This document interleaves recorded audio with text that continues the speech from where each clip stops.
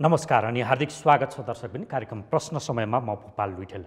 कठ्याङ्ग्रिदो जाडोले उखु किसानहरू बिरामी पर्न थालेका छन्। तर कठ्याङ्ग्रिदो जाडोमा पनि तातिएको नेकपाको गर्मीले मन्त्रीहरूलाई भत्ती पोलिरहेको छ। बिरामी पर्दा पनि किसान विचलित छैनन्, तर आन्तरिक खिचातानीपछि तातिएको पार्टी राजनीतिले नेकपाका नेताहरू र मन्त्रीहरू चाहिँ विचलित भएका छन्। किसानको 90 करोड उठाइदिने विगतको बाचालाई बिर्सिएका सरकारी अधिकारीहरू किसानलाई बिचौलिया भनिरहेका छन् अनि उद्योगीलाई चाहिँ अपराधी जस्तो प्रहरी लगाइरहेको अवस्था छ।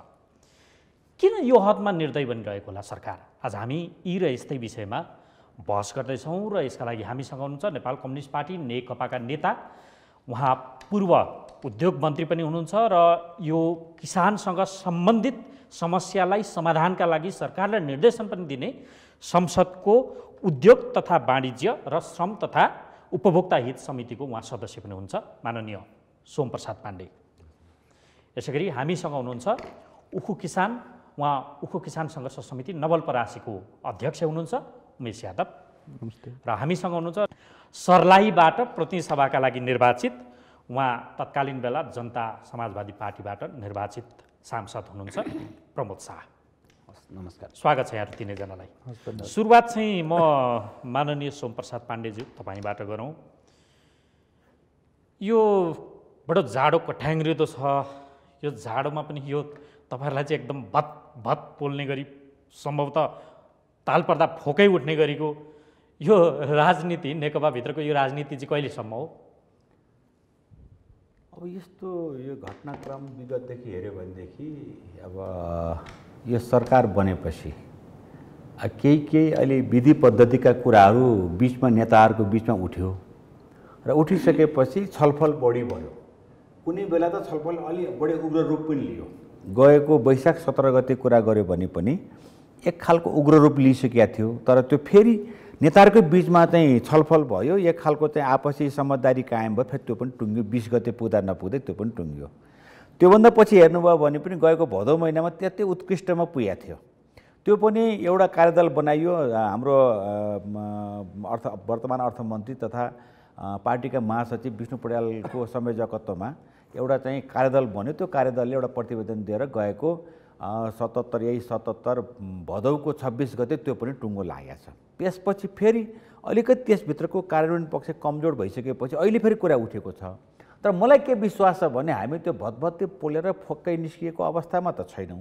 त अलिअलि पोलेको छ है, अलिअलि भित्र चाहिँ नेताहरूको बिचमा चाहिँ। तर अब म थोरै सकौँ यो चाहिँ के हुन्छ, यसमा के हुन्छ भने यो माग्दै सुन्नुहोस् है, यो उखुको पैसा माग्दै जाडोमा कठ्याङ्ग्रिएका किसानको जो बिरामी पर्न थाले, त्यो पीडा भन्दा पनि तपाईँहरूलाई चाहिँ यो जाडोमा बडो न्यानो दिइरहेछ नि त पार्टी राजनीतिले।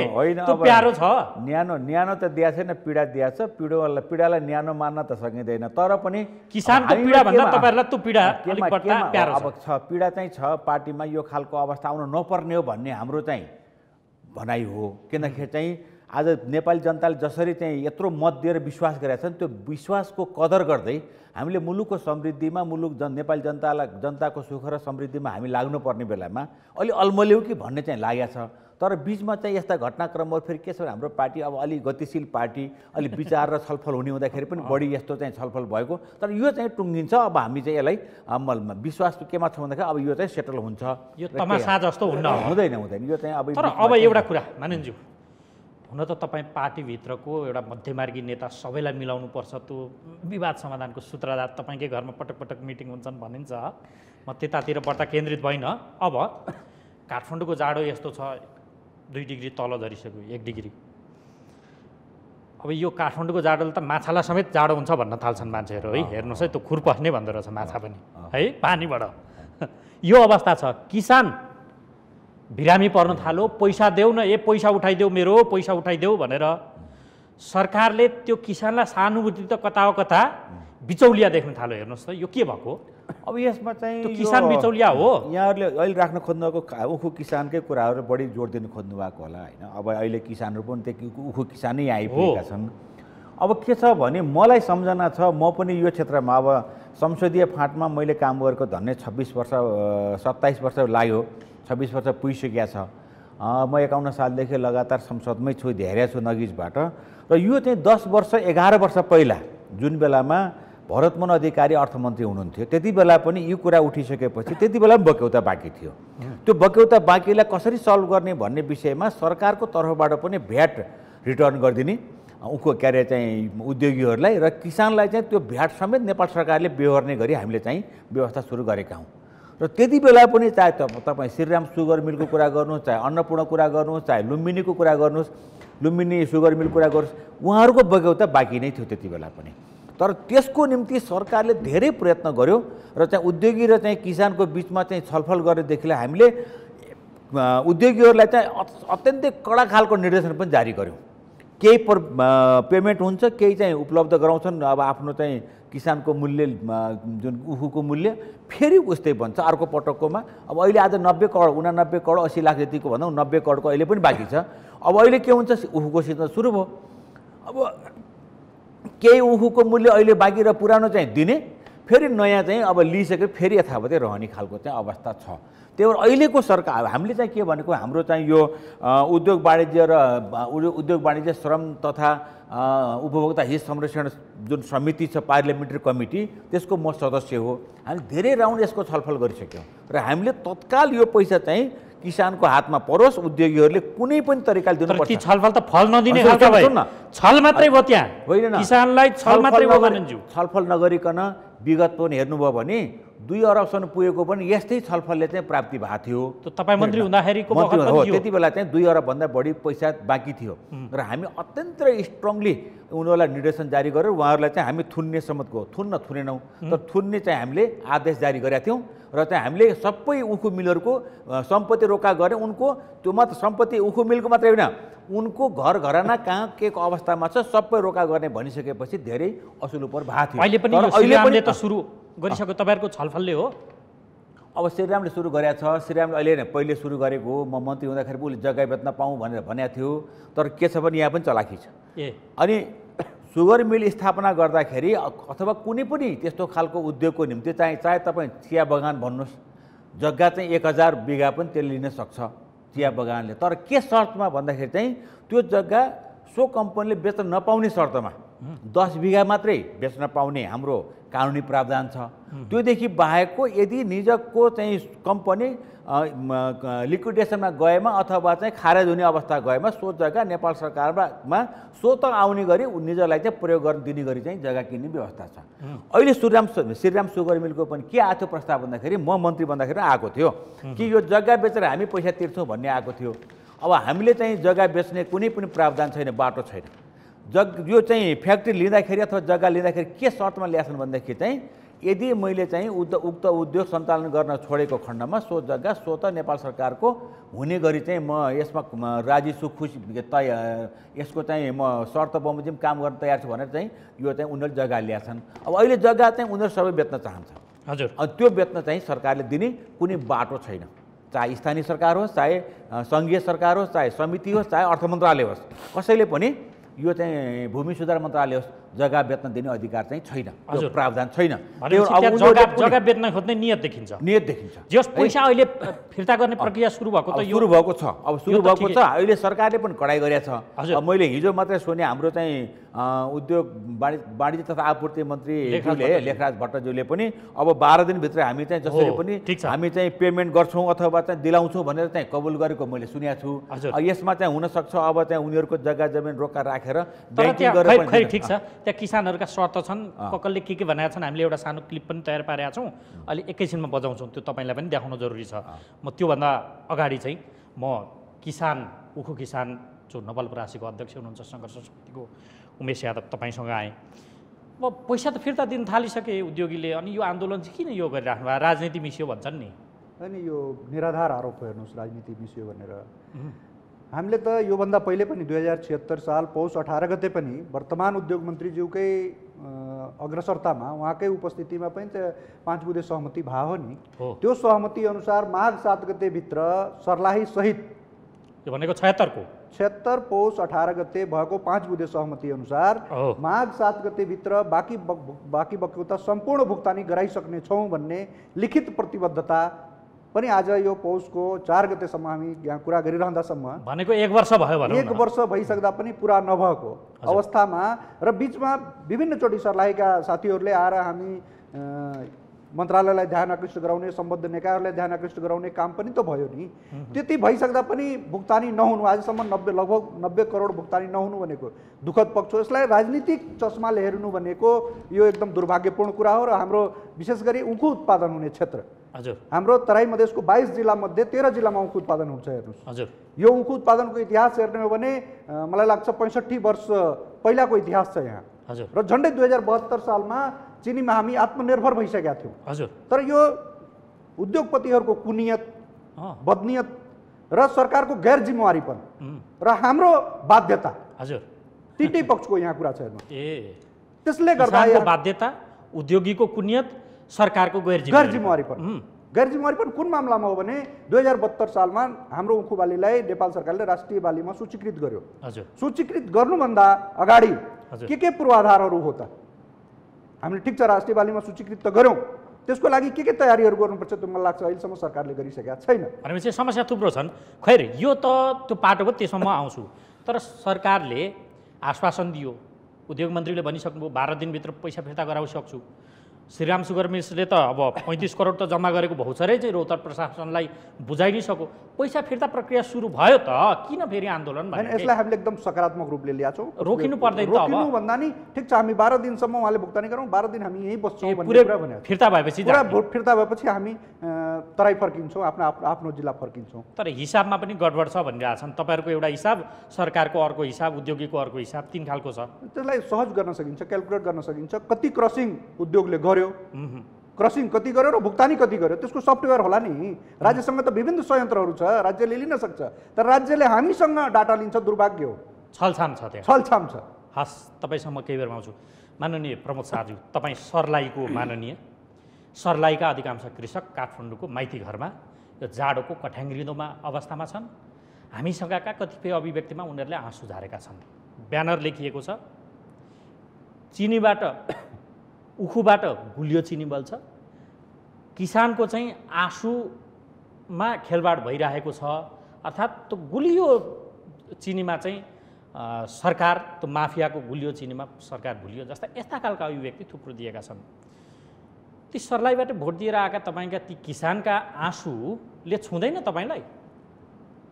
छोएकोले त आज हामी पनि त्रसित छौँ सरकारका नियत, सरकारका क्रियाकलाप र सरकारले अहिलेसम्म गरेका सबै सहमतिलाई यसो हेर्ने हो भने त सहमति त फाल्नलाई गरेको नि सरकारले अहिलेसम्म मैले भोगेको, मैले बुझेको, सरकारले सहमति गर्छ त्यसलाई रद्दीको टोकरीमा फाल्नको निम्ति सहमति गरिरहेछ।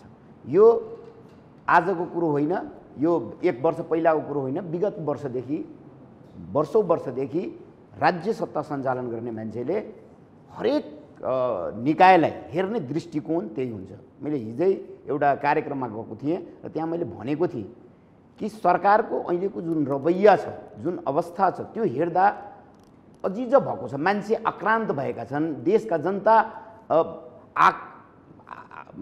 एकदम भनौँ नि आक्रोशित भएका छन्। किनभने सरकार जतिखेर बन्नुभन्दा पहिला जुन मत, जुन यहाँका जनताले दियो, त्यो ठिक त्यसको विपरीतमा काम गरिरहेको सरकार। किसानको कुरा छ, आज किसानसँग सम्झौता गरेका कुराहरू छन्। तर यो देशमा बडा आश्चर्य भन्नुपर्दा यो देशमा अहिलेसम्म किसानले उब्जाएको, किसानले दिएको सबै हामीले खाने, के भन्छ यो अनि होइन, अनि त्यही किसानले दिएको भोटबाट तपाईँ यहाँ आएर राजधानीमा राजनीति पनि गर्ने। एकदम। तर यो जाडोमा त्यो घुर तापेर त्यो घाममा बस्न त्यो किसान कति रहर थियो होला, बस्नु पर्थ्यो नि। के गरिदिनु भयो? त्यही जानकारी तपाईँले हुन जरुरी छ भुवनजी। म ठ्याक्कै आज म 5 दिन यहाँ आएको, काठमाडौँ भयो, किसानको आन्दोलन सुरु भएपछि म आएँ यहाँ र ठ्याक्कै भोलिपल्ट म गएर त्यहाँ बसेको हो र त्यसको भोलिपल्ट मैले सभापतिजीलाई भनेर आग्रह गरेर म जुन समितिमा छु, उद्योग तथा वाणिज्य र श्रम तथा उपभोक्ता हित समिति, त्यो हाम्रो समिति पनि सँग सरोकार भएकोले तुरुन्त बैठक बसाल्नलाई हामीले सबै साथीहरूले अनुरोध गऱ्यौँ र भोलिपल्ट नै बैठक बसेर इभेन मन्त्री सचिव अरू जो सम्बन्धित निकायकाहरू को छन् सबैलाई बोलाएर समितिमा स्पष्ट ढङ्गले तुरुन्त यसलाई कार्यान्वयन गर्ने गरी निर्देशन हामीले दियौँ र कार्यान्वयन त भएन त कार्यान्वयन कहाँ भएन कार्यान्वयन त भयो तर एउटा कुरा मान्नु यो केन्द्रको कुरा एकातिर भयो तपाईँ ग्रासरुटबाट आउनुभएको सर्लाहीबाट एकदम त्यहाँ अहिले माइतीघरमा आएर यो जाडोमा कठ्याङ्ग्रिने अधिकांश कृषक प्रदेश 2 कै छन् त्यसमा पनि सबैभन्दा धेरै सर्लाहीकै छन् प्रदेश 2 मा तपाईँहरूकै सरकार छ हेर्नुहोस् है त्यहाँ कसैको टेको पनि लिनु परेको छैन नि त्यहाँ त तपाईँहरूकै सरकार छ गर्नुभयो के तपाईहरु त मधेसको हामी तपाईहरु त हामी त मधेसको मसिया हो भन्नुहुन्छ फेरि लाग्छ यहाँहरु जस्तो मान्छेले यहाँहरु जस्तो व्यक्तिले पनि नबुझेको यो सरकार प्रदेश सरकार भनेको बिना बन्दुक धराएर हैन बिना गोली राखेर बन्दुक चलाऊ भनेर भन्ने यो सरकारको जुन अहिले रवैया छ यो प्रदेश सरकारलाई के अधिकार छ प्रदेश सरकारका मन्त्री आफैले गएर त्यो चिनी मिलका मालिकहरूलाई समातेर ल्याउने अवस्था छ कि सरकारसँग प्रहरी हुनुपर्छ कि पर्दैन सरकारसँग त्यस्तो साधन हुनुपर्छ कि पर्दैन सरकारले सबै थोक गर्ने सानो भन्दा सानो काम गर्ने अहिले पनि केन्द्रीकृत सोच केन्द्रीकृत शासन पत्ती दिमागमा राखेर कानुन बनाउने र त्यो अनुसारको कार्यान्वयन गर्ने यहाँहरुको शासकको सोच त्यो प्रदेश सरकारले यसमा के गर्न सकिन्छ बढीमा भयो भने उद्योगपति र किसानलाई बसाएर एक ठाउँमा बसाउन सकिन्छ त्यसको समाधानको निम्ति त्यो परालसाल गरेकै थियो हाम्रो कृषि मन्त्री र कानुन मन्त्री दुवैजना बसाएर गरेकै थियो तर जब बन्दुकको कुरा बुझ्दैन जब यहाँ जोसँग बन्दुक छ होइन पैसा प्रहरीले दिने हो र बन्दुकले दिने हो र भने बन्दुकले दिने हो नि अहिले कसले परालसाल समात्ने कुरो जब आयो गृह मन्त्रीले जब एक्सन लियो त्यसपछि आधी पैसा दियो हैन र अहिले पनि जब हिजो अस्ति जब समिति लगायत चौतर्फी एउटा कुरा सरकारवालाहरूले 2 नम्बरमा तपाईहरुको सरकार छ तपाई त्यहीको सांसद सरकार त्यो सरकार अभिभावक हुन सक्दैन म तपाईहरु मधेसको मसिया हैन त्यसो भए म बहुत स्पष्ट छु तपाईहरु मधेसको मसिया हैन सरकार भनेको तीनवटा चीज चाहिन्छ सरकार चलाउनलाई बन्दुक सन्दुक र कानुन यो तीनवटा चीज चाहिन्छ भनेपछि बन्दुक चाहिन्छ प्रहरी चाहिन्छ सन्दुक चाहिन्छ भनेपछि त्यो अनुसारको व्यवस्थापन गर्नलाई अर्थ चाहिन्छ र सञ्चालन गर्नको निम्ति नियम कानुन चाहिन्छ यो अहिलेको यो सरकार जो केन्द्र सञ्चालन गरिरहेछ यो राज्य सञ्चालन गरिरहेछ त्यो सरकारले प्रदेशलाई जो अधिकार कानुनले दिएको थियो विगतमा त्यो सबै काट्दियो त्यो अधिकार पनि त्यसमा पनि हस्तक्षेप गरिरहेको अवस्था छ अनि त्यो केन्द्र सरकार किसान मारा नीतिमा छ किसान मारा नीति लिएरै अगाडि बढिरहेछ यो हामीले सरकार सञ्चालन गरेको होइन नि कहिले अहिलेसम्म यसको दीर्घकालीन समाधान देखिएको छ प्रदेश 2 मा तपाईले सरकार चलाउनु भएको छ म भन्छु यो दीर्घकालीन समाधान किन किसानलाई पनि आन्दोलन गर्नुपर्छ रे यो देशमा अधिकारको लागि पहिचानको लागि आफ्ना मान सम्मानको लागि त आन्दोलन भएकै हो र भइ नै रहेछ तर यो देशमा किसानलाई पनि आन्दोलन गर्नुपर्छ त्यो पनि आफ्नो पैसा असुल गर्नको निम्ति आन्दोलन गर्नुपर्छ त्यो आफूले बेचेको सामानको पैसा लिनलाई आन्दोलन गर्नुपर्छ यो भन्दा दुर्भाग्य र यो भन्दा बढी यो सरकारको लागि के हुन सक्छ र असक्षमता जब तपाईबाट पाउन अधिकार पनि खोज्दिने किसानलाई मार्न उद्धत हुने यो के गरे हो मान्य प्रमोद शाहले राख्नुभयो तर मेरो यसमा अब उहाँ स्वयं यो उद्योग वाणिज्य तथा श्रम र उपभोक्ता हित संरक्षण समिति छ हामी एउटै समितिमा छौँ हामीले पटक आज मात्रै होइन आज यो चाहिँ माइतीघरको मण्डलमा जम्मा भएपछि होइन हामीले विगतदेखि नै यसको बारेमा गत वर्ष पनि खोज्यौँ योभन्दा पहिला पनि खोज्यौँ किसान आन्दोलित होइन हामी किन नपुग्नु न पुगेका छौँ सबै त्यही पुगेकै भएर देखेकै भएर हामीले समितिको बैठक राखेका छौँ त्यसकारण अब अहिले त्यसपछि हामीले कडाइका साथ नेपाल सरकार मार्फत अब हाम्रो चाहिँ त्यो त एजुकेटिभ बडी त होइन हामी त समन्वय गर्ने हो एउटा चाहिँ ल यहाँबाट तपाईहरु काम गर्न त्यसका अब एउटा म भन्न दिनुहोस् विगतदेखि नै मैले भने नि 10 वर्ष पहिला उदाहरण दिएको छु मैले हामीले नेपाल सरकारको तर्फबाट यो सरकार होस् अथवा योभन्दा विगतको सरकार होस् सरकारको तर्फबाट किसानको 72 सालमा मन्त्री हुनुभएको थियो त्यति बेला पनि हामी धेरै त्यसरी बनाइदिएको भयो त्यो उद्योगपतिलाई त्यतिखेर नै होइन कानुनमा कुनै कमी छैन उद्योगपतिहरूले के भनेको 1.5 महिनाको लागि उधारो दिन्छौ हैन एकछिन 1.5 महिनाको लागि उधारो दिन्छौ हाम्रो उखु लिने चिनी पेल्ने अनि त्यो 1.5 महिनाको लागि उधारो दिएर फेरि उसलाई त क्यास हुन्छ।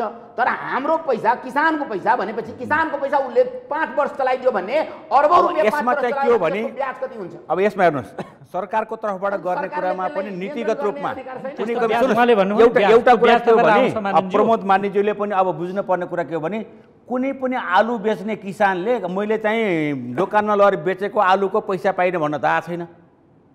काउली बन्दागोपीदेखि धान बेचेको किसानले मैले पैसा पाइने भन्न त आएको छैन।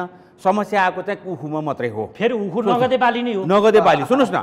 तर यसमा के छ भन्दाखेरि चाहिँ अब अर्को कुरा मान्नुहोस् राष्ट्रिय बाली पनि गरेको छ नि। सुन्नुहोस् अर्को कुरा के भने यहाँ लिस्टेड भएका तपाईँले 9 वटा 10 वटा हेर्नुहुन्छ 9-10 वटा बाहेक अरू पनि मिल्छन् यहाँ।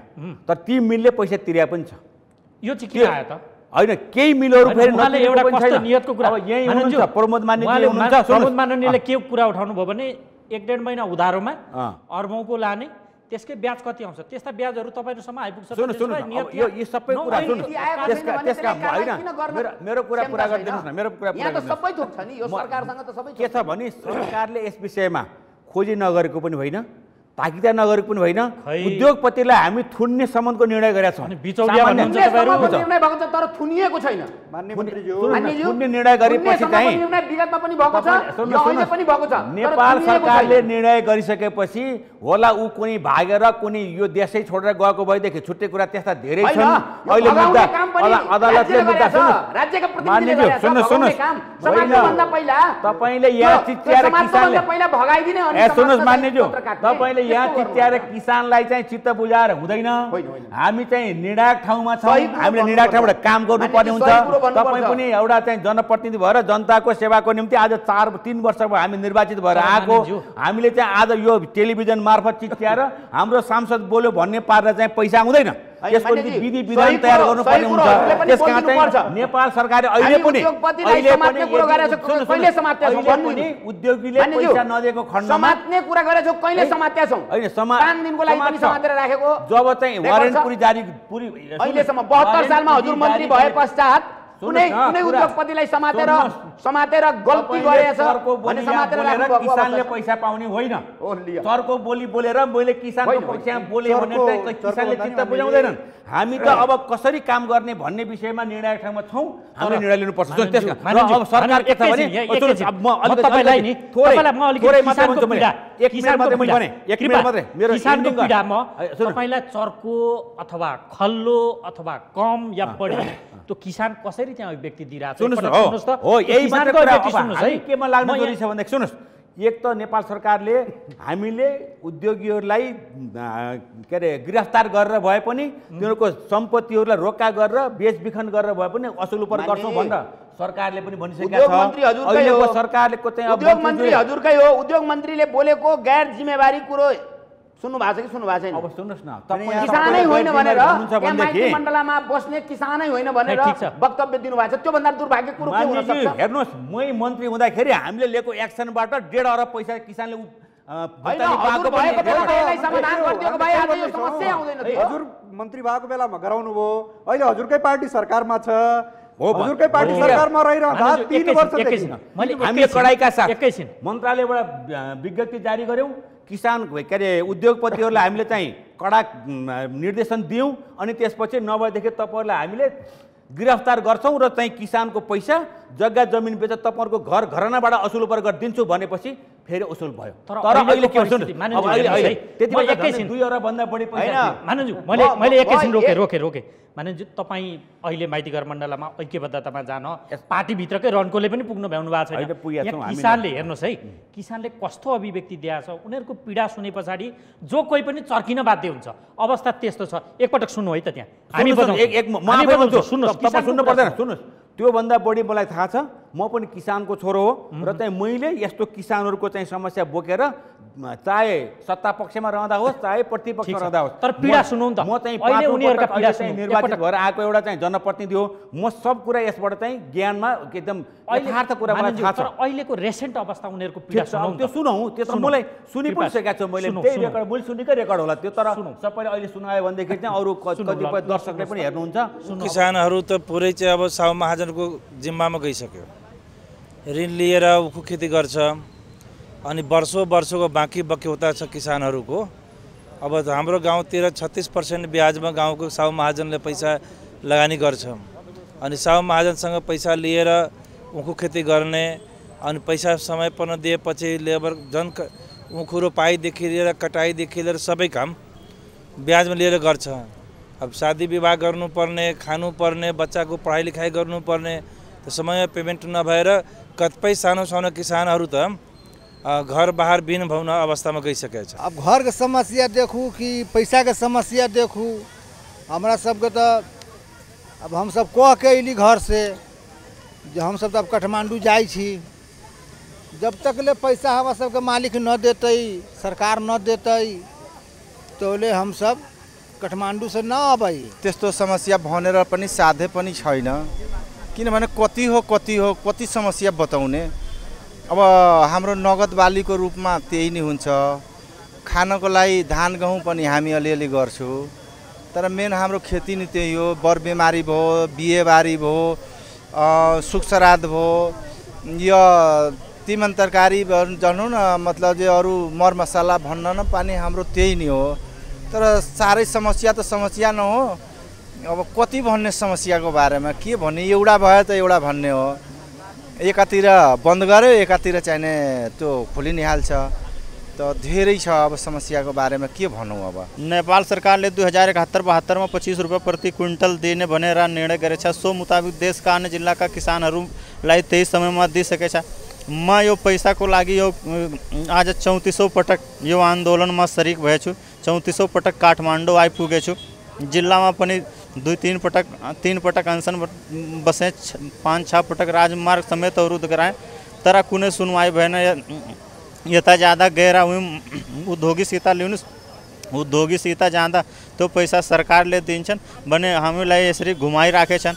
अब यस पैसाको लागि धेरै दुख पाइएछ। सरकारले पहिला नै सहमति गर्ने बेलामा भने थियो कि जायजथा बिक्री गरेर भए पनि दिन्छु, र त्यतिखेर सरकारले किन भन्यो? यसको मतलब सरकारले ठग्यो, यो सरकार अपराधी हो जस्तो व्यवहार गर्यो। यो सोझा साझा किसान सम्झेर यो ठग्ने निरीहताको परिचय सरकारले दिइरहेछ। पहिला किन भन्यो बेचेर दिन्छु, अहिले किन अप्ठ्यारो भनिरहेछ? यो केही अप्ठ्यारो होइन, उद्योगी सामु झुकेको, उद्योगीको अगाडि केही गर्न सकेको होइन, लम्पसार परेको सरकार हो। उद्योग र उद्योगी र सरकारको मिलोमतोमा यस प्रकारको वातावरण बनाइदैछ। सरकार उद्योगीसँग लम्पसार परेको छ।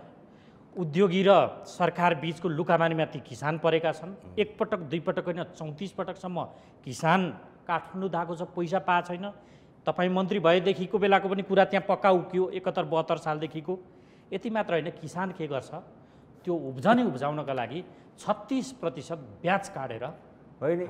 अब यस विषयमा मलाई जानकारी नभएको, मैले भने चाहिँ जानकारी सबै कुरा छ, तर एउटा कुरामा म सहमत केमा छैन भने उद्योगी र सरकारको मिलोमतो भन्नुभयो भने त्यो राजनीतिक कुरा हो। त्यो यस्तो चाहिँ होइन, कसैले पनि विश्वास पनि गर्दैन र चाहिँ हामीले त्यस्तो खालको अभिव्यक्ति दिन पनि हुँदैन। हैन, पुष्टि त गर्छ नि मान्य मन्त्री जी, सुन्नुहोस्, त गर्छ त। मान्यजी यो कुरा एउटा कुरा भन्नु, सुन्नुहोस्, भनेर हुँदैन, हेरेर त हुँदैन। पुष्टि कुन मामला गर्दा 3 वर्षदेखि एउटा कुरा किसानले के हो प्रश्न भने सुन्नुहोस्, एउटा कुरा के हो भने 3 वर्षदेखि किसानले पैसा नपाउनु, उखुको मूल्य अनि पाउनु सरकार र पर्छ। उद्योगीको मिलोमतो छैन भन्नु, यो आफैमा एउटा दुःखद पक्ष हो कि होइन? र मन्त्री एउटा उद्योग मन्त्रीले मैले सरकारको बचाउ गर्न मात्रै पनि लाग्छ, म किसानकै पक्षको मान्छे हो। पक्षमा सुन्नुहोस्, त्यसलाई हामीले स्वीकार गर्छौँ। एउटा कुरा के हो भने अलिअलि राजनीतिक घुस्सिने खालको प्रयत्न पनि भएको छ, त्यो पनि गर्न हुँदैन। हामी जब किसानको समस्या लिएर आछौँ भनेदेखि राजनीतिक भाषण गरेर चाहिँ त्यो मण्डलामा आफूलाई चाहिँ एकदम हाइलाइट गर्ने अनि किसानको प्रिय बन्ने खालको त्यो पनि गलत कुरा। तर समाधान त गर्नुपर्छ नि, राजनीति गर्ने मान्छेहरूलाई पनि समाधान किसानले अहिले दिनुपर्छ जसरी 89 करोड रुपियाँ पैसा पाउन बाँकी छ, यो तत्काल पाउनुपर्छ। हाम्रो उद्योग तथा वाणिज्य मन्त्रीले जसरी भन्नुभएको छ, हामी चाहिँ 12 दिनभित्र दिन्छौँ, 12 दिन उपलब्ध गराउनुपर्छ। उहाँले यसमा चाहिँ कुनै कमी राख्नु हुँदैन। यो कुरोमा चाहिँ हामी लाग्नुपर्छ। उहाँले नै विगत 2076 साल पौष 18 गतेका दिन लिखित रूपले माघ 7 गते भित्र सम्पूर्ण भुक्तानी गराउँछु गर्नुभएको छ। एउटा कमिटमेन्ट लिखित पनि दिनु भएको छ। एउटा कुरा यो किन भयो भने हामीले कुन कुरालाई विश्वास गर्ने? उद्योगपतिहरूले के भन्छ? 1 वर्ष अगाडि लिखित गरेका कुरालाई विश्वास गर्ने कि हिजो हाम्रो माइती घरमा गएर मौखिक रूपले म 10-12 दिन भित्र गर्छु भन्ने कुरालाई विश्वास गर्ने? कुन कुरालाई विश्वास गर्ने? त्यो हामीले ठमाउन सक्दैन। हैन, सुन्नुस् न, अब के हो भने समस्या परिसकेपछि उहाँ समितिमै भएकोले उहाँलाई जानकारी नै होला, किनभने समितिमा यो कुराहरू उठ्छ, हामी सँगै छौँ हैन। यो समस्या किन आयो त? यो आज उखु किसानलाई पैसै नदिने गरी उद्योगपतिहरूले किन समस्या आयो भन्ने कुरो पनि उहाँहरूले भनेको हो समितिमै। के भनेछ भने यो हामीले उखु उत्पादन यहाँ पहिला करिब 2 लाख मेट्रिक टन हामीले गर्थ्यौँ, 1,65,000 जति मेट्रिक टन हामीले उत्पादन गर्थ्यौँ। तर यो देशलाई 2.5 लाख मेट्रिक टन जति चाहिएको हुन्थ्यो र यो बिचमा के गर्यो भने साल्ट ट्रेडिङको मार्फतले विगतको वर्षमा करिब 2,40,000 मेट्रिक टन चिनी पाकिस्तानबाट आयात गरिदियो। अब त्यो राज्य नमिलेपछि त्यो आयात हुने हो। त्यो 2,40,000 मेट्रिक टन चिनी पाकिस्तानबाट आयात भएपछि यहाँ त्यो चिनी करिब 10-15 रुपियाँ सस्तो परिरहेको थियो है। अब त्यो 10-15 रुपियाँ सस्तो परेपछि केही किसानले यहाँको जुन हाम्रो लगत हुन्छ र त्यो अनुसारको सबै खर्च बनाएर जति उसको आम्दानी हुन्छ त्यो सरकारले आफैले निर्धारण गरेको मूल्य त्योभन्दा पनि कममा सरकार आफैले ल्याएको चिनी बेच्न थाल्यो भने त्यो त सरकारको पूर्ण निगरानीको न साल्ट ट्रेडिङ हो हैन। अनि साल्ट ट्रेडिङले नै 10-15 रुपियाँ कमी केजीमा बेच्न थाल्यो भने त्यो उखु किसान के भन्छ त्यो फ्याक्ट्री मालिक उसको चिनियै बिक्दैन भने पैसा कहाँबाट दिने? यो कुरा तत्कालीन अवस्थामा आएको थियो र अहिले बेइमानी हो, उद्योगपतिहरूको अहिले बेइमानी हो। किनभने त्यतिखेर यो कुरा त हामीले पनि जायज लाग्यो र हामीले त्यतिखेर 15% भ्याट भन्सार लाग्ने ठाउँमा हामीले 30% गरिदियो चिनीको, किनभने त्यो ल्याउन नसक्ने अवस्था बनाइदियो। र अन्तोगतवा पर साल समितिले नै निर्णय गरेर समितिकै निर्देशनमा है, हाम्रै समितिको निर्देशनमा प्रधानमन्त्रीसँग समय लिएर प्रधानमन्त्रीसँग छलफल गराएर त्यस पछाडि त्यो सदाको लागि चिनी आयातमा रोक लगाइदियो। त्यस पछाडि उनीहरूको चिनी बिक्यो, त पैसा त चिनी बिक्यो, चिनी त अब त यत्रो दिनमा त चिनी त बेचिहाल्यो। अनि चिनी बेचिसकेपछि पनि पैसा नदिनु को मनसाय के? अनि अहिले उद्योगपतिहरू बेइमान भएको अवस्था छ। तत्कालीन अवस्थामा त चिनी नबिकेपछि पैसा कसरी दिने भन्ने कुरो थियो। किनभने एकातिर अनि अहिले उनीहरूको बेइमानी यो के कारणले उनीहरूलाई त्यो प्रेरित गरेको छ त? हो बेइमानी। अब त्यहाँनिर केही न केही खेल छ नि, सरकारले संरक्षण गरेको भनेर भनेको छ। अनि उसको हिम्मत कहाँबाट आयो? 3-3 वर्षको पैसा 4-4 वर्षको पैसा रोक्ने? किसानलाई चाहिँ मारेर उद्योगीलाई पोस्ने काम सरकारले गर्दैन उहाँले प्रश्न गरिसक्नु। कसरी गर्दैन? गर्दैन भन्ने कुरा प्रमाणित बोलेर हुँदैन नि। पर्साल पनि हाम्रो नियत यदि साफ छ भन्ने, हामी यदि साफ छौँ भन्ने हामीले गरेर देखाउनु पर्छ। 4 सालको पैसा उहाँसँग मेरो प्रश्न छ मान्यजीसँग, उहाँको सरकार हो र उहाँकै सरकारले यो 4 वर्षको पैसा अहिलेसम्म दिलाउन किन सक्नु भएन? यो 90 करोड रुपियाँ 4 वर्ष रह्यो भने यसको पैसाको ब्याज कति हुन्छ? त्यो ब्याज कसले दिने हो? र त्यो किसान जो पीडामा आँसु बगाएर दुख गरेर न त किसानलाई यो सरकारले मल खाद दिएको छ, न बिउ बिजन दिएको छ, केही सब्सिडी दिएको अवस्था छैन। त्यो पारीबाट त्यहाँको जनतालाई त त्यतिकै त्यो जनता नै हाम्रो होइन भनेर सरकारले सोच्ने अहिलेसम्मको रवैया, त्यो हाइवे भन्दा तल त्यो चुरे भन्दा तलको जनता नै हाम्रो होइन भन्ने सोच्ने पारा, त्यो किसानलाई चाहिँ न मल दिने न खाद दिने अनि भगवान भरोसा छोडिदिने, पारीबाट ल्याउँछ। अहिले त पारी पनि बन्द गरेको छ नि। आजको अवस्था किसानको कस्तो छ भने त्यो जहाँबाट मल खाद ल्याउँथ्यो त्यो ठाउँ पनि बन्द गरिदिएको छ। न त त्यो सामान दिइरहेछ सरकारले, मल खादको व्यवस्थापन गरिरहेछ, न त ल्याउन दिइरहेछ, बोर्डर पनि बन्द गरेको छ। अनि नाक मुख थुनेर सास लिन भन्ने यो सरकारको यो रवैया त राम्रो होइन। संलग्नता कहाँ देखियो भने विगतको वर्षमा पनि उद्योगीलाई त थुन्या हो नि सरकारले। 2-3 दिन थुन्या भन्दा नि त्यो हस्पिटलमा राखेर केयर गरे हो उसको, त्यो हामीले त्यसरी ल्याएको छौँ। खै त किसानले पेमेन्ट पाएको त? उद्योगपतिलाई तह लगाउन नसक्ने सरकारले नैतिक जिम्मेवारी लिनु पर्दैन? अनि किसानलाई बिचौलिया हेर्ने, बिचौलिया कसले उत्पादन गरेको त्योतिर पनि सरकारले ध्यान दिनुपर्छ। कसले बिचौलिया उत्पादन गर्यो र यो जुन 3-3 वर्ष 4-4 वर्षको अर्बौं रुपियाँ लगभग 90 करोड भने लगभग अर्बौं रुपियाँ किसानको उद्योगपतिले राख्ने र यो 2-4 जनाले मात्रै, अघि उहाँ मन्त्रीजीले भन्नुभयो 10-12 जना उद्योगीहरू छन्। निश्चित रूपले अरू उद्योगीहरू सबै खराब छैनन् हामीले भन्दैनौँ, तर यी 3-4 जनालाई पनि कब्जामा लिन नसक्ने सरकार, यिनीहरूलाई निगरानी नगर्न सक्ने सरकार कोही अकर्मण्यता हो कि होइन, यो कुरा चाहिँ मन्त्रीजीले प्रश्न पार्नुपर्छ। होइन, यसमा चाहिँ त अब दुविधै छैन। अब अब एउटा कुरा म प्रश्नसँग भन्छु, वर्तमान सरकारले किसानको हितमा र किसानले पाउनुपर्ने सुविधा र किसानले पाउनुपर्ने आफ्नो मालको मूल्य कमी गर्दैन, दिलाउँछ। अहिले मन्त्री पनि त्यो कमिटमेन्ट गर्नुभएको छ। कहिलेसम्म? अब अरू कुरो 3 वर्ष पहिला हामीले बेचेको आजसम्म पाएनौँ मन्त्रीज्यू। अर्को कुरा के भन्दाखेरि चाहिँ यो थपिँदै गएको पनि हो। यसरी चाहिँ हामी अब यसलाई निरपेक्ष रूपमा पनि नबुझौँ, किनकि चाहिँ यसमा विविध कुराहरू छन्। यो कुरामा हामी धेरै पहिलेदेखि चाहिँ लडीबुडी गर्दै आएका हौँ, जानकारी पनि ल्याएका छौँ, समितिमा पनि छलफल गरेका छौँ। हामी मन्त्रालय सम्हाल्दाखेरि पनि त्यही खालको चाहिँ समस्या आएर हामी धेरै कडा नियम बनाएर चाहिँ धेरै कडा उद्योगीहरूलाई चाहिँ एक्सन पनि लिएकै हो। त्यो कारणले चाहिँ 1.5 करोड रुपियाँ असुल उपर भएको पनि हो। यी सबै विगत पनि छन्, विगत नभएको होइन। यो त्यसमा चाहिँ तपाईँहरू प्रत्यक्ष संलग्न हुनुहुन्छ, जानकारी पनि हुनुहुन्छ। त्यस कारण चाहिँ अहिले पऱ्यो के भने 90 करोडको कुरा आछ। यो सरकारले जसरी पनि उपलब्ध गराउनुपर्छ, त्यो सरकारबाट पनि होइन, उद्योगीबाटै गर्नुपर्छ। किनखेरि चाहिँ किसानले उद्योगीले चाहिँ उखु नलिकन यो पैसा चाहिँ रकम जम्मा भएको छैन अथवा चाहिँ किसानले भुक्तानी पाउनुपर्ने बाँकी रहेको उखु दिएरै हो, उद्योगीले दिनुपर्छ। त्यसको निम्ति अब सरकारले अब हो सुन्नुहोस् न, उद्योगीलाई अपराधी बनाएर पैसा हुन्छ आजदेखि होइन। सुन्नुहोस् माननज्यू, मैले सोधेको त्यो उद्योगीलाई अपराधी बनाएर पैसा उठ्छ भने होइन, अपराधी हो अथवा चाहिँ उद्योगपतिको सम्मान गरेर होस्, एउटा एक्सन त लिनु पर्यो। मलाई थाहा छ विगतमा पनि हामीले कडा एक्सन ल्याएको थियौँ। त्यो मात्रै होइन, उनीहरूको जायज जथा पनि जति छ परिवारभित्रको सबैको हामीले रोक्का पनि गरेका थियौँ कुनै बेला। र नेपाल सरकारको तर्फबाट हामीले उनीहरूलाई उपलब्ध गराउने भ्याट सहितको केही सुविधा पनि दिएका थियौँ, खातामा पनि हालिदिएको थियौँ पैसा। यसरी चाहिँ हिजोदेखि काम गर्दै आएको हो सरकारले, चाहे विगतको सरकार होस् चाहे अहिलेको सरकार होस्।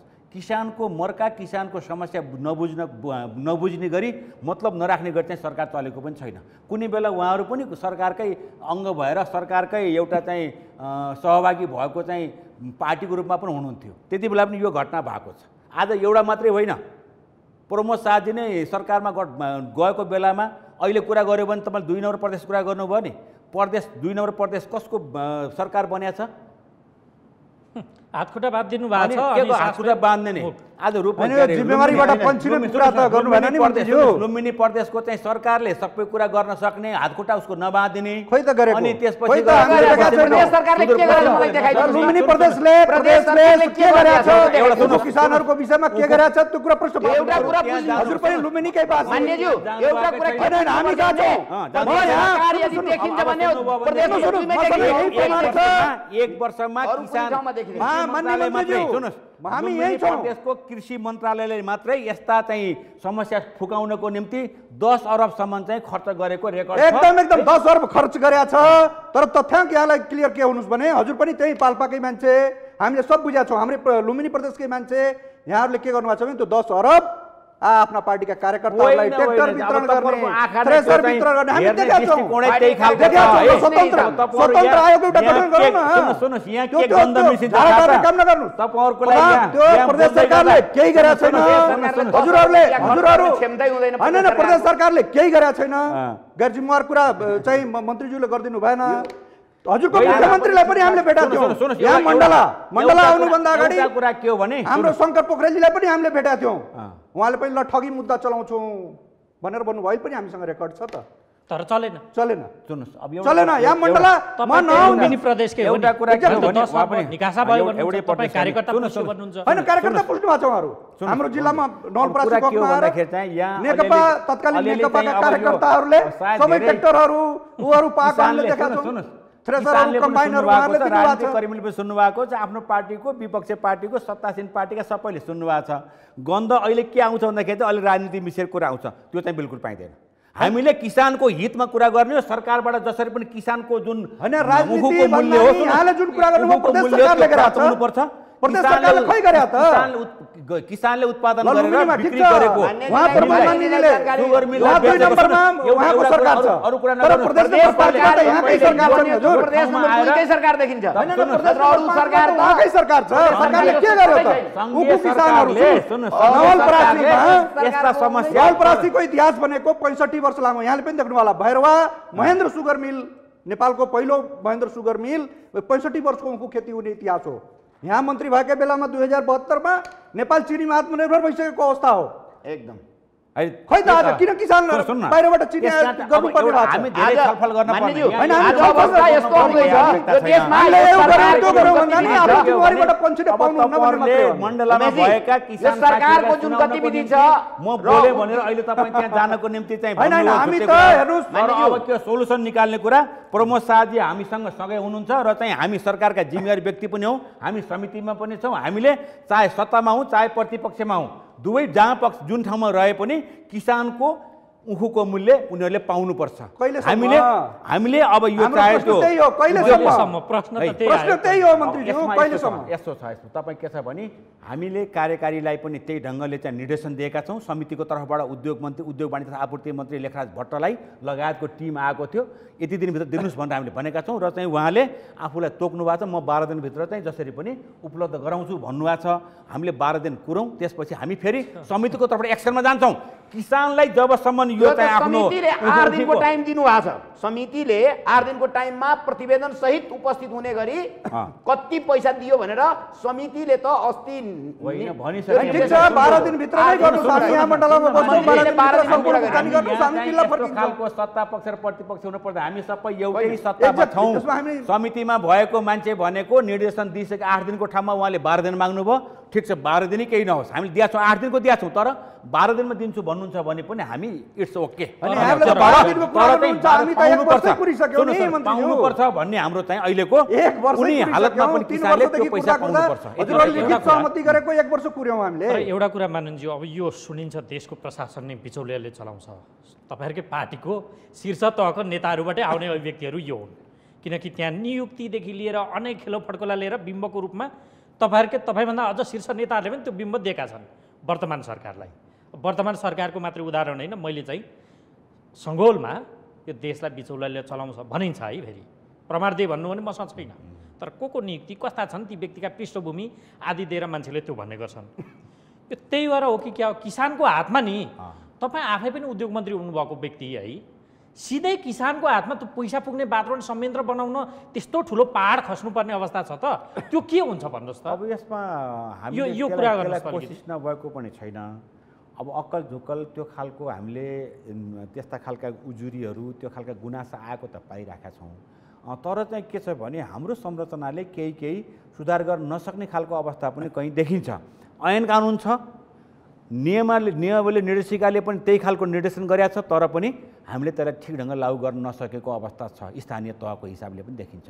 त्यसकारण अब अहिले पनि के हो भने त्यही कुरो हामीले छलफल गरेका थियौँ समितिमा पनि, यो बिचौलियाको रूपमा मलाई लाग्छ यही उखु बेच्ने ठाउँमा पनि किसानले सिधै गएर चाहिँ मिलमा पुर्याएको छ कि बिचौलिया छ भन्ने कुरो पनि हामीलाई शङ्का छ। कति उहाँहरूले भन्नु सरकारसँग संयन्त्र छ नि हजुर, चेक जाँच त्यो गर्न पर्यो है। अब ठिक छ, हामीले के चाहन्छौँ भने किसानले सिधै उपभोक्ताले चाहिँ के अरे सिधै लगेर चाहिँ उखु मिलको चाहिँ अब त्यो उसमा खसाल्ने र त्यहीँबाट उसको चाहिँ उखुको मूल्य पाउने भन्ने कुरो त हाम्रो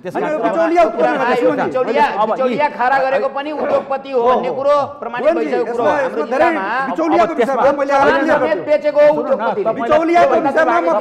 तपाईँको प्रश्न होइन उहाँको प्रश्न उहाँलाई उत्तर दिँदैछु मैले, त्यस कारण चाहिँ तपाईँहरूलाई अब यो सुन केही समस्या छ, त्यस्तै समस्याले जकडिएको पनि होला, हुनसक्छ। तर एउटा कुरा के भन्दाखेरि चाहिँ एउटा स्टेटको एकदम स्पष्ट कुरा के हो भनेदेखि जो चाहिँ चिनी मिलको मालिकहरू हुनुहुन्छ अथवा चिनी मिल कम्पनी छ त्यसले चाहिँ अब हामीले कति प्रयत्न गरेको सरकारबाट अनुदान दिने समेत व्यवस्था गऱ्यौँ, तर किसानलाई उनीहरूले चाहिँ ठुलो बदमासी गरेर अहिले त उद्योगपतिको लागि हामी यहाँ उद्योगपतिले हामीले 90 करोड तिरेन त्यसको लागि आन्दोलनरत छौँ। सरकारले दिएको अनुदान रकम म धन्यवाद दिन्छु उहाँलाई, उहाँको सरकारको लागि माधव नेपालजी प्राइम मिनिस्टर हुँदा उहाँले 50% भेबिएटी बापतको 50% अनुदान गर्नुभयो, सुरुवात उहाँले गर्नुभयो, त्यसको लागि उहाँलाई धन्यवाद। त्यसलाई पछिका सरकारहरूले त्यसपछिका सरकारहरूले क्रमशः त्यसलाई 70% गर्दै 90% अहिले 65 रुपियाँ 28 पैसा जुन सरकारले हामीले अनुदान दिन्छ त्यसको लागि सरकारलाई हामीले धन्यवाद पनि दिन्छौँ। तर त्यो 65 रुपियाँ 28 पैसा नवलपरासी कन्टेक्स्टमा म यहाँ कुरा गरिरहँदा सबै कुरा गर्नु पर्यो नि। यस्तो झन्झटिलो कार्यविधि उहाँहरूले बनाइदिनु भएको छ, कार्यविधिको कुरा गर्नु 1 वर्ष भइसक्यो। पर्साल हामीले उखु बेचेका कुरा आज यहाँले कुरा गर्न सक्नुहुन्छ। हाम्रो कोल्निकामा लगभग 5 करोड 20 लाख कोल्निका नवलपरासीमा थन्किएर बसिरहेको छ, कोष तथा लेखा नियन्त्रण कार्यालयमा थन्किएर बसिरहेको। किन बसिरहेको छ भने त्यहाँ नेपाली किसानको नागरिकता चाहियो, लाल पूर्जा चाहियो, स्थानीय तहको सिफारिस चाहियो जस्ता किसानलाई अल्झाउने काम 1 वर्ष भइसक्यो। 5 करोड 20 लाख रुपियाँ त्यसै परेको छ। समस्या कहाँ भने तराई मधेसको 22 जिल्ला मध्ये 13 जिल्लामा उखु उत्पादन हुन्छ। हेर्नुहोस्, ती 13 जिल्लामा यहाँहरूलाई पनि थाहा छ नि नागरिकताको समस्या अहिले पनि छ। त्यहाँ नदी उकासका जग्गाहरू पनि छन् त्यहाँ जसको लाल पूर्जा छैन। धेरै कुराहरू काठमाडौँमा बस्ने जमिनदारहरूले त्यहाँ अधियापटैया हुन्डा गरेर किसानहरूले खेती गर्छन्। उनीहरूले कहाँबाट लाल पूर्जा ल्याउने? जन्मका आधारका नागरिकता पाएकाहरूले, जन्मका आधारका नागरिकता पाएका छोराछोरीले नागरिकता पाएका छैनन्, तिनीहरू किसान होइनन् त। हुन्छ, म तपाईँसँग के बेला मान्ज्यू यहाँ नि मैले सोधेको अझै जिस्ट कुराको उत्तर आएन। जस्तो किसानले उखु बेचेपछि उसको खातामा सिधै पैसा गयो भने त चेक एन्ड ब्यालेन्स पनि भयो, राज्य संयन्त्रले हेर्न पनि सक्ने भयो। अब चिनी तैँले उत्पादन गरे बापत ला है, तँलाई चाहिँ तैँले किसानबाट किन्दिस्, त्यसकारण तँलाई हामीले पैसा दिउँ भनेर सरकारले उद्योगीलाई पैसा दिने, उद्योगीको खातामा जाने, उद्योगीको खाताबाट किसानको खातामा त पैसा जान नसक्ने यो संयन्त्र सिधा बनाउन केले अल्झायो? यसमा चाहिँ हामीले अहिले चाहिँ नेपाल सरकारले गरेको नीति र निर्देशिकामा यो कुरो प्रष्ट छ। किसानकै खातामा अझै त्यो पनि ब्याङ्किङ कारोबारबाट यसको चाहिँ कार्य चाहिँ मूल्य प्राप्त गर्ने भन्ने कुरो पनि छ है। अब त्यो के भने लागू गर्ने कुरोमा कतिपय ठाउँमा भन्नुभयो नि केही समस्याहरू हुन सक्छन्। जस्तो अब मैले अलिक थोरै खुसुक मैले केसमै खुसुक केसमै सुन्नुहोस् न, सरकारले त दिएको पैसा पनि किसानले पाछ। अहिले ढुक्कसँग म बोल्न नसकेको मात्रै हो। कतै त्यो उखु बेच्ने मान्छेहरू पनि स्वयं किसान आफै गएर त्यो चाहिँ खाता खोला थक उखुको त्यो चाहिँ चिनी मिलको प्राङ्गणमा पुर्याएको छ कि पुर्याएको छैन, त्यहाँ पनि बिचमा कुनै खालको चलखेल भएको छ कि राज्य संयन्त्रसँग विभिन्न निकायहरू छन्, हेर्नु पर्यो नि। नभएदेखि नेपाल सरकारले तपाईँकै जवाफ के भन्दाखेरि तपाईँलाई मैले भन्छु किसानले यदि उखु लगेर के अरे लुम्बिनी सुगर मिल होस् अथवा चाहिँ इन्दिरा सुगर मिलमा लगेर दियो भने त्यो सुगर मिलको मान्छेले मालिकले अथवा त्यहाँको प्रशासनले व्यवस्थापनले चाहिँ पैसा दिने, अनि अरू नेपाल सरकारले गएको पैसा पनि त सिधै पाउनु पर्थ्यो नि त। त्यहाँभित्र पनि अलिकति प्रमाणहरू, अलि चलखेलको कुराहरू, त्यो कारणले के भयो नेक्स्ट मान्छे अर्को मान्छे आयो, खास किसान आउन सकेन भनेदेखि चाहिँ अहिले 5 करोड रुपियाँ अड्किनुमा पनि यहाँ पनि केही अलिकति खण्ड खातिर छ। तपाईँले जे भने पनि त्यो नभइकन चाहिँ अरू कुनै कतिपय जिल्लामा सरासर पाएको छ हैन। हामी सरलाईमा हेर्नुभयो भने 1 रुपियाँ बाँकी छैन, रौतहटमा हेर्नुभयो भने 1 रुपियाँ बाँकी छैन। नारीको समस्या, लाल पूर्जाको समस्या त पनि त होला नि,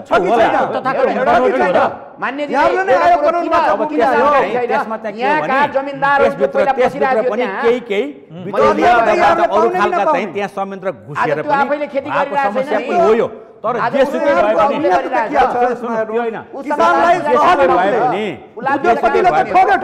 यहाँ सरकारले पनि अनुदानमा दिएको रकम 1 वर्षसम्म ठग्नु भनेको ठगेकै हो नि। किसानले आफै बोलेको बोलै गरे पनि हैन, बोलेको छैन नेता त बोलेको बोलै गर्यो, सांसदलाई भनेर हामी चाहदैनौ गर्नुस्, किसानलाई पैसा दिने कुरा गर्नु हामी चाहिँ भने तपाईहरु यहाँ चिच्याएर अनि सरकारलाई दोष लगाएर राजनीति हैन हामी राजनीति पुरै गरेका छैनौं। अब यो चाहिँ यहाँको सरकारले भेटी बापतको रकम दिया छ, धन्यवाद दिया छौं त हामीले। भोलि अनि उते पनि चुनाव हैन यहाँले सरकारले गरेको राम्रो कामहरु पनि त हामीले भनिरहेका छौं नि। तपाईहरुले चाहिँ के भन्दाखेरि चाहिँ अब किसानले कसरी पाउँछ पैसा, सामान्य माधव नेपालजीले गर्नुभएको कुरालाई हामीले धन्यवाद पनि दिएको छौं। उहाँले सुरुवात गर्नुभयो, त्यसपछिका सरकारहरूले त्यसलाई निरन्तरता दिए, कसैले 70% बढाए, अहिले 90% पाइरहेको छौं। त्यो टिममा मै थिएँ, राजकुमार गाडिया चाहिँ पाउने अध्यक्ष हुनुहुन्थ्यो, त्यो झन्झटिलो भयो। झन्झटिलो कुन मामलामा भयो भने किसानले कार्यविधि परिवर्तन गर्न सकिन्न, सहज बनाइदियो हजुर। हामी भन्दैनौ जसको नाममा जति आएको छ त्यसको खातामा त्यति पैसा पठाइदिए। सहजको मामलामा छैन भने वडा अध्यक्षले सिफारिस गरोस् न। जस्तै सर्लाहीमा त्यही यो देश दुई किसिमको देश त हैन नि यो। सर्लाहीमा स्थानीय वडा अध्यक्षले या मेयरले सिफारिस गर्दा एकमुष्ट भुक्तानी जाने, हाम्रो नवलपरासीमा चाहिँ मेयरले वडा अध्यक्षले ल हाम्रो यो किसान हो भनेर सिफारिस गर्दा पनि भुक्तानी नजाने। कारण के हो, नियत के हो? त्यो ठुलो कुरा हैन। सुन्नुस्, त्यहाँतिर त्यति हामी यहाँ बहस गर्न जरुरी छैन। हामीले मात्र यो 90 करोड रुपियाँ जुन किसानको उखुको चाहिँ मूल्य पाएको छैनन्, पेमेन्ट बाँकी छ, त्यो कसरी दिलाउने भन्ने कुरा हो। तपाईले चाहिँ त्यो 5 करोड रुपियाँ गरेर बसिया छ, नेपाल सरकारले अनुदान दिएकै हो, त्यसलाई प्रक्रिया त पुर्याउनु पर्छ। तपाईहरु प्रक्रिया नपुर्याइकन नेपाल सरकारको पैसा पाउन पनि गाह्रो छ। त्यो गर्यो भनेदेखि त हामी थाम्नै सक्दैनौँ। त्यसकारण चाहिँ अब यहाँ कतिपय चाहिँ अब आउँछ नि त छिमेकी मुलुक पनि बोर्डर खुला छ, त्यहाँको उखु पनि आउला, त्यसपछि गरेर नदी उकासको जग्गामा पनि होला, कतिपय लालपूर्जा नभएको जग्गामा खेती पनि होला। ती कुराहरू अब विविध विदेशीको नेपालमा खाता हुन्छ र त्यहाँ किसानको ठाउँमा गाडी आउन दिइरहेको छैन, जुन ठाउँमा मान्छेलाई पस्न दिइरहेको छैन त्यो ठाउँमा भारतीय खाता नेपालको बैंकमा छ र बैंकमा यो सबै बैंकमा अकाउन्ट भएन भने अनुदान रकम त पाउँदैन नि उसले। हामी चाहिँ हामी चाहिँ जानकार छौँ हैन मन्त्रीज्यू, यस विषयमा हामी मात्रै के कुरा गरौँ अहिले भन्दाखेरि चाहिँ मात्रै के कुरा गरौँ भने किसानले बेचेको उखुको मूल्य पाउनु पर्यो, त्योमा कुनै कम्प्रोमाइज गर्न पाइँदैन। उखु मिलवालाले पनि दिनु पर्यो, बाँकी रहेको अरू एक्सन चाहिँ नेपाल सरकारले लिनु पर्यो। तर अहिले चाहिँ के छ भने हाम्रो समितिले पनि 8 दिनको समय दिएको छ। योभन्दा पहिला हामीले भदौको 8 गते कि 10 गते जुन बेला कोरोनाको यस्तो प्रकोप थियो, हामी त्यति बेला पनि यो मिटिङ गरेका छौँ, समितिको बैठक गरेका छौँ। त्यति बेला चाहिँ धेरै साथीहरूले चाहिँ यस्तो कोरोनाको बेलामा मिटिङ गर्ने भन्दाखेरि उखुको सिजन सुरु हुन लाग्यो, हामीले मिटिङ गर्नुपर्छ भनेर म आफैले हाम्रो सभापतिज्यूलाई पनि सल्लाह विमल प्रसाद श्रीवास्तवलाई कुरा गरेर मैले चाहिँ हामीले मिटिङ राखेका थियौँ। हामी आजदेखि होइन, भदौ महिनादेखि नै किसानको समस्याको बारेमा जानकार भएर समिति मार्फत, हामी त समिति र पार्लियामेन्टमा बोल्ने हो, त्यो मार्फत सरकारलाई कडा निर्देशन दिएको छ। अहिले चाहिँ के छ भने अन्तिम आइसकेपछि अहिले पछिल्लो कालमा अब सरकारले पनि यस विषयमा चाहिँ बढी एक्सन लिएको, उनीहरूलाई थुनुवा समेत गर्ने अब भाग छन् त, कतिपय ज्यानका केस भगाइदिनुहुन्छ आफै कहाँ भगाउँछ हामीले त्यस्तो भइगयो यो कुरो आएर अब त्यस्तो नहुने कुरा अनि यत्रो गाली खान पर्ने सरकारले अनि भगाउँछ मान्छे भगाउँदैन गर्नुहुन्छ।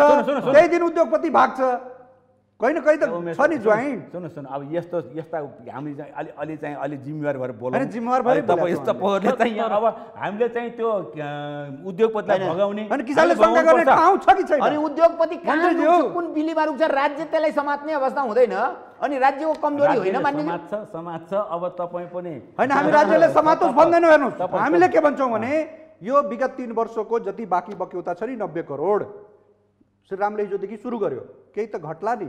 बाँकी रहेको सम्पूर्ण भुक्तानी नेपाल सरकारसँग त विभिन्न कोषहरू छ नि, ती कोषहरूबाट किसानको सिधै खातामा, जस्तै हजुरले भन्नुभयो नि सिधै खातामा भुक्तानी गराउने व्यवस्था गरोस्। हामी त बण्डलामा बस्न हामीलाई शौक छ र मधेसको मान्छे त्यसै चिसोसँग डराउँछ। पहिलो कुरो किसानलाई उद्योगपतिले नै दिनुपर्छ, उद्योगपतिबाटै उनीहरूको चाहिँ भुक्तानी हुनुपर्छ, सिधै सरकारले किसानको खातामा हाल्न। त्यो गर्ने भनेको त्यो च्यानल बनाउँदा त्यो सेकेन्ड टर्ममा भन्दा नि सिधै किसानको खातामा हालौँ, उद्योगपतिहरूलाई समातौँ। उहाँहरूसँग संयन्त्र छ नि, राज्य संयन्त्रसँग त पुलिस उहाँहरूले फेरि टाइम लिएर उद्योगपतिहरूलाई समातेर हुन्छ, उनीहरूसँग ब्याज सहित असुल उपर गर्न त सक्नुहुन्छ नि यहाँहरूले। त्यो ताकतको निम्ति सबै गर्नु पर्यो नि। सुन्नुहोस् एउटा कुरा चाहिँ क्रमैसँग आउँछ है, अलिकति उहाँलाई उत्तर दिन पनि दिउँ होइन। जस्तो मानिन्ज्यू अब एक खेल चाहिँ नि चिनीको खेल पनि आयो उहाँबाट है, सरकार आफैले साल ट्रेडिङबाट चिन खरिदको यो पोर त्यो चिनको प्रकरण त विगतमा केही यस्ता घटनाहरू भएको थियो, आजको होइन, हेर्नुहोस् है, आजको होइन, हिजोको होइन, आजको होइन, यो भोलिको पनि हुन्न, 1 वर्ष अगाडिको पनि होइन, 7 वर्ष अगाडिदेखि एउटा किसान 34 पटक त हामीले बचायौँ त। त्यो तपाईँले सुन्नुभयो, तपाईँ आफै भुक्तभोगी हुनुहुन्छ, तपाईँ किसानसँग खेलेर हुर्केको नेता सोमप्रसाद पाण्डेज्यू, तपाईँ आफै किसानसँग खेलेर हुर्केको आफै किसान एउटा। किसानको पीडा तपाईँलाई थाहा छ, किसान के लेख्छन्, कस्तो शब्द छुने के, सानो छ खेत, सानो छ बारी, सानै छ जान, सानो छ देश, ठुलो छ सरकार, अटेन किसान। हेर्नुहोस् त बिचरा, यो हक हो, यी संवेदना, यी शब्द सरवारा र किसान मजदुरको सरकारसँग हामीले त धेरै अपेक्षा गरेका थियौँ नि, नेपाली जनताले धेरै अपेक्षा गरेका थियौँ। राजनीतिक शब्द प्रयोग गर्नु, किसानको शब्द प्रयोग गर्नु, किसानको पैसा कसरी दिलाउने भन्ने कुरा चाहिँ शब्द हो नि। 3 वर्ष कुरा के हो भने म किसान अलिक टाठबाट हो भने त्यसलाई राजनीति नै भन्दिनु हैन। किसान लाग्छ भने यहाँलाई लाग्छ भने हामीले पनि, मैले यहाँ स्टुडियोमा कुरा गरेर 10 बिघा त हामीले पनि उखु लगाउँछौँ त हो। आएर तपाईहरु चाहिँ के हो भनेदेखि हामी पनि त्यही प्रयत्न गरेको, त्यसको निम्ति एकदम लडाई र भिडाइ गरेको। अहिले मात्रै न भदौदेखि हामीले किसानको पैसा दिनुपर्छ भनेर समिति मार्फत नेपाल सरकारलाई झकझक्याएको यो सालको कुरा म गर्दैछु। यो 90 लाखको कुरा, 90 करोड नै 3 वर्षको बाँकी भुक्तानी ठिक छ। यो बढी थियो तपाईँको यो श्रीराम सुगर मिलको मात्रै 93 करोड थियो। मलाई थाहा छैन, सब एक रेकर्ड मसँग छ। अनि तपाईँको अन्नपूर्ण कति पैसा थियो त्यो पनि मलाई थाहा छ। यी सबै कुरा त हामी त कण्ठ गरेर बसेका छौँ नि। किसानको मर्का हामीले बुझाएको छैन। यो तपाईँ अहिले घटेको यो अहिले 36 करोडमा आछ श्रीराम स्वामीको 36 करोडमा आछ 93 करोडबाट आइपुग्यो 36 करोडमा असुल उपर केही भएको पनि हो। हजुर उसले चाहिँ एउटा मागेको थियो हामीले नदिएको जग्गा बिक्री गरेर चाहिँ हामीले मैले चाहिँ ऋण तिर्न पाऊँ भनेको थियो अनि हाम्रो चाहिँ जग्गा बेच्ने प्रावधान छैन हामी सक्दैनौँ भनेर समितिले फर्काइदिएको त्यो पनि निवेदन दिन आएको थियो। त्यसमा यीसँग त हामी सबै जानकार छौँ। म त धेरै कुरामा यस विषयमा खोजी गरेको मान्छे हो। एउटा कुरा के हो भने सुन्नुहोस् अहिले के हो भनेदेखि अब हामी धेरै छलफल गर्न पर्ने धेरै कुरा यसमा माथापच्चिस गर्न जरुरी छैन। एक त एक्सनमा गइसकेको छ सरकार यो 90 करोड किसानले पाउनुपर्छ। पहिलो कुरो 90 करोड उखु ल्याएर त चिनी बनाएकै हो नि त बेचिसकेको हो नि त है त्यो पैसा उखु मिल्ने हामीलाई विश्वास गर्ने कहाँ ठाउँ हुन्थ्यो भने मालिकले के अरे सुगर मिलका मालिकले नै तिर्नुपर्छ है। त्यो भएन भने सरकारले विकल्प सोच्ने कुरा हो।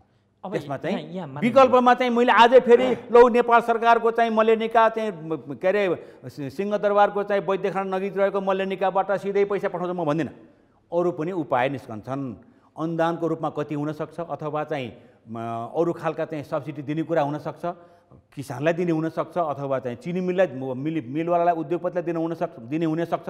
यो सबै कुरा भोलिको मोडालिटी कुरा हो। तर किसानले पैसा पाउनुपर्छ यति मात्रै कुरा। अब माननीय प्रमोद शाहज्यू तपाईँ आफै सर्लाहीको सांसद त्यहाँका अधिकांश किसान प्रताडित भए भनेर काठमाडौँ आए जाडो लागेको छ उनीहरूलाई घुर तापेरै बस्नु मन छ यो बेला पक्कै अघि उहाँले भन्नुभयो सोल्युसनतिर लाग्ने उपाय पनि त दिनु पर्यो नि त। तपाईँ पनि त त्यहाँको अब त्यो ती जनताको तपाईँ प्रतिनिधि हो समाधानको उपाय दिनु पर्यो। तपाईँ आफै राजनीति गर्दै मण्डलामा भाषण गर्दै हिँडिरहनु भएको छ ऐक्यबद्धता छ भनेर तपाईँ जस्ता धेरै नेता पुगिरहेको छ। नजाउँ त्यो पनि भएन किनभने सर्लाहीका किसानहरू अत्यधिक भोलि भोट चाहियो फेरि यत्रो नभए भएन जानै पर्छ भोट चाहियो भोट त के हुन्छ भोट क्रियाकलापले भेट्छ भोट भन्ने कुरो चित्यापछि त्यो त्यतिकै मागेर भेट्दैन नि भोट कहाँ दिन्छ आजकलको जमानामा भोट त्यतिकै दिने होइन नि उहाँहरू। तर राजनीति त त्यहाँ गर्न खोज्नु भएको छ तपाईहरुले। हैन के राजनीति हो राजनीति केही पनि होइन नि उहाँहरू मधेसको मस्या भन्ने किसान अप्ठ्यारोमा पर्दा पैसा उठाइदिन नसक्ने यसलाई म यदि यो राजनीति हो भने अहिलेको नेकपाको शक्तिशाली सरकारले पैसा पेमेन्ट 2 दिनमा गरिदिनुपर्छ। राजनीति सकियो। यदि राजनीति हो भने यदि नेकपाका नेताहरूलाई लाग्छ यो राजनीति हो र यो जसपाका नेताहरूले राजनीति गरिरहेछ भने त्यो पैसा 2 दिनमा पेमेन्ट गर्ने बाटो बनाइदिनुपर्छ। राजनीति किसानहरुको आफै राजनीति समाप्त हुन्छ। हामीले जाने राज्यले सम्बोधन गर्दिन्छ। राज्य त हाम्रो अभिभावक हो नि। कहिलेसम्म अब यो पैसा पुरै आउनुपर्छ अनि मात्रै जाने। हामी त्योभन्दा बाहेक विकल्प देखेका छैनौँ किनभने धेरै ठग्यो उद्योगपतिले त ठग्यो। सरकारले पनि हामीलाई 1 वर्षदेखि कमसेकम लिगली रूपले पौष 18 गते हामीसँग गरेको सम्झौता जुन हाम्रो सर्लाहीका साथीहरूले सम्झौता गरेर जानुभयो यहाँबाट त्यो अनुसार माघ 7 गते भित्र त सम्पूर्ण भुक्तानी भइसक्नु पर्ने थियो नि। हस् उहाँ मन्त्रीज्यूले भने मैले अब कार्यक्रम टुङ्गाउनु पर्दैन मान्छे अन्तिममा तपाईँको प्रतिबद्धता हुन चाहिँ अलिक यो अराजक खालको प्रश्न भन्लान् मानिसहरूले सोध्नै पर्यो। हामी कहाँ फेरि त्यति नभइकन सरकार चनाखो हुने पनि देखिन्न फेरि चनाखो भएन भन्नु भने गर्न खोजेको देखिएको छ परिणाम आएको छैन। कसैको मृत्यु पर्खेको हो किसानको यो चिसोमा गलत कुरा यो चाहिँ धेरै बेठिक कुरा प्रश्न गर्नुभयो। यो प्रश्न चाहिँ तपाईँले अहिले यत्रो प्रक्रिया सुरु हुँदै किसानको चाहिँ पैसा जसरी पनि असुल उपर गराउनुपर्छ भनेर सरकार लागेर कमिटमेन्ट 12 दिनसम्म गरेको त्यही भएर त मैले भूमिका बाँधिवरी सोधेँ नि तपाईँलाई। अब यो चाहिँ होइन यो गलत कुरा हो। त्यसो भए वर्तमान सरकार जति लम्ब्यो उति त उनीहरू ज्यान पनि जोखिममा होला नि। चिसो छ मण्डेलाको चाहिँ आवश्यकता छैन। यदि आवश्यकता छ भने प्रमोद शाह जस्तो चाहिँ त्यहाँका जनप्रतिनिधिहरू उद्योग वाणिज्य तथा आपूर्ति मन्त्रालयमा धरना दिनुहोस् अथवा अर्थ मन्त्रालय दिनुहोस्। तपाईँहरू चाहिँ त्यो मण्डेलामा गएर चाहिँ अलिअलि भोट बढाउने कुरा हुनसक्छ त्यो छुट्टै कुरा हो। तर चाहिँ तपाईँहरू जाने भनेको चाहिँ अर्थ मन्त्रालय हो उद्योग वाणिज्य तथा आपूर्ति मन्त्रालय हो हाम्रो समिति छ समिति हो। हामी त्यहाँबाट अब ताकिदा गर्छौँ। एउटा कुरा त मान्छेले भनिदिनुपर्छ हामी जहाँ छौँ उद्योग समितिमा छौँ उद्योग तथा वाणिज्य र श्रम तथा उपभोक्ता हित समिति त्यहाँ पनि लडाइँ लडिरहेछौँ र हाउस खुलेको बेलामा 3 चोटि मैले 3 पटकमा आफैले हाउसमा यो कुरा आवाज उठाइसकेँ। हैन हामी यो तपाईहरुले पछि गर्नु भएको छ भने चाहिँ रिजल्ट खोजेका छौँ हामी। तपाई सरलाहीको मान्छे हामीले भुक्तानी कहिलेसम्म हाम्रो हुने हो त्यो खोजेका छैनौँ।